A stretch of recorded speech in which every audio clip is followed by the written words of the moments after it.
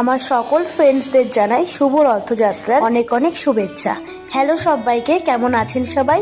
আজকে ছিল রথযাত্রা। আমরা চেষ্টা করি এই রথযাত্রার দিনটাই একটুখানি নিরামিষ খাওয়ার।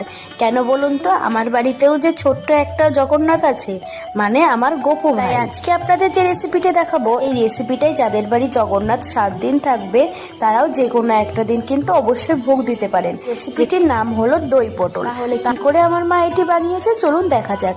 তার জন্য বড় বড় সাইজের পটল নিতে হবে।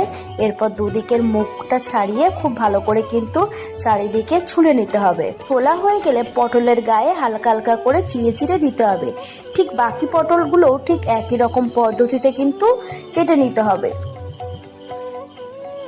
সবকটি পটল কাটা হয়ে গেলে একে একে কিন্তু জল দিয়ে ধুয়ে প্লেটে তুলে নিতে হবে।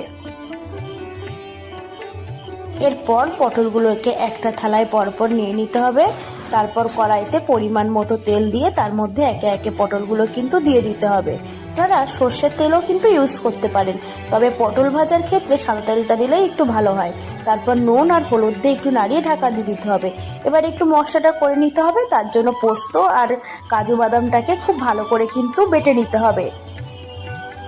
সম্পূর্ণ বাটা হয়ে গেলে কিন্তু এবার একটা বাটিতে নামিয়ে নিতে হবে।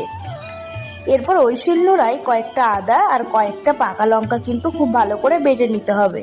5 থেকে 6 মিনিট পর ঢাকনা সরিয়ে দেখা যাবে যে পটলটা কিন্তু অনেকটাই ভাজা হয়ে গেছে। আপনারা চেষ্টা করবেন পটলটা কিন্তু হালকা হালকা লাল লাল ভাজা হয়। এবার ওই তেলের মধ্যে কালো জিরে, পাটায় বাটা মশলা, ধনে গুঁড়ো, স্বাদ মতো নুন আর স্বাদ মতো চিনি দিয়ে মশলাটা কিন্তু খুব ভালো করে কষিয়ে নিতে হবে। এবার মশলাটা যখন হালকা হালকা কষে আসবে তখন কিন্তু সামান্য একটু জল দিয়ে দিতে হবে। জল দিয়ে আর একটু কষাতে দিতে হবে। এরপর 3 থেকে 4 চামচ টক দই খুব ভালো করে ম্যারিনেট করতে হবে। এবার মশলাটা যখন হালকা হালকা কষানো হয়ে যাবে তখন কাজু আর পোস্ত বাটাটা দিয়ে দিতে হবে। দিয়ে ওই অবস্থায় নাড়িয়ে নাড়িয়ে কিন্তু এবার টক দইটা দিয়ে দিতে হবে।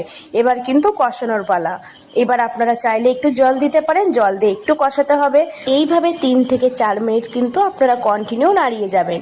এরপর মশলা যখন পুরোপুরি কষে আসবে তখন ভেজে রাখা পটলগুলো দিয়ে দিতে হবে। দিয়ে এবার আরেকটুখানি নাড়িয়ে নিতে হবে।